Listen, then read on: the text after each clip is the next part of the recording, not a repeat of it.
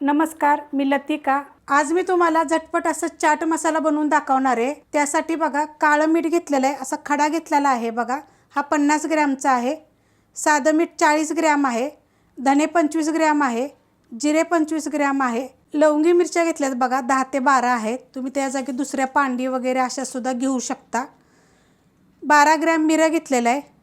10 gram आमचूर powder घेतलेली आहे आणि एका चमच्याचा 1/4 असं मी ही हिंग पावडर घेतलेली आहे। पॅन गरम करत ठेवलेला आहे। त्याच्यामध्ये आता हे आपण धने टाकून घेऊया। धने मी काय केलं होतं माहिती आहे का, थोडंसं उन्हामध्ये सुकवून घेतलेलं। गॅस आहे मीडियम। पहिले ही 1 मिनिटभर पहिले मी चांगलं परतून घेते। मिनिटभर परतून घेतलेलं आहे बघा। जास्त आपल्याला असं लाल भडक करायचं ना, तर त्यातच मी ही जिरं टाकणार आहे आणि जिरं पण आपण पहिले 1 मिनिटभर परतून घेऊया। मीडियम गॅसवर जिरं पण बघा मी 1 मिनिटभर परतून घेतलेलं आहे। आता ह्याच्यात टाकणार हे मिरे आणि त्यातच टाकणार आहे मिरच्या। हे सगळं बघा मी उन्हामध्ये सुकवलेलं आहे। आता ही 2 ते 3 मिनटं एकसारखं मीडियम गॅसवर आपल्याला हे सगळं एकत्र भाजून घ्यायचं आहे। पहिले हे दोन्ही 1-1 मिनिट मीडियम गॅसवर भाजायचं आणि नंतर हे सगळं 2 ते 3 मिनटं एकसारखं असं बघा हलवून भाजून घ्यायचं आहे।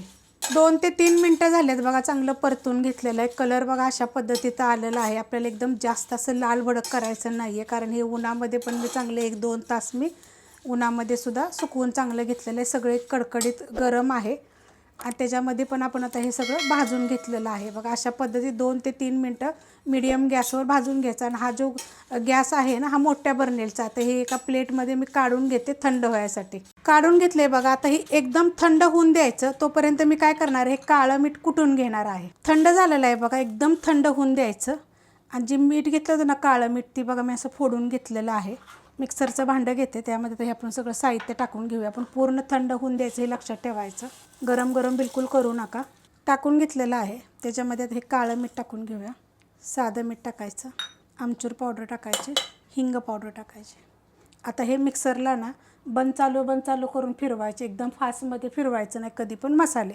बारीक करून घेतले बघा मिक्सरला आणि लगेच झाकण खोलायचं नाही, कारण लगेच जर झाकण खोललं ना तर पूर्णपणे जे आपण बारीक केलेलं असतं ना बंद चालू करून, तर पूर्ण असं उडतं असं। त्यासाठी 1-2 मिनटं थांबायचं आणि गरम कधी पण लक्षात ठेवायचं, फास्टमध्ये करायचं नाही, बंद चालू करायचं। एकदम असं बारीक बघा झालेलं आहे, एवढं बारीक झालेलं आहे। आता तुम्हाला पाहिजे तर तुम्ही चाळून पण घेऊ शकता।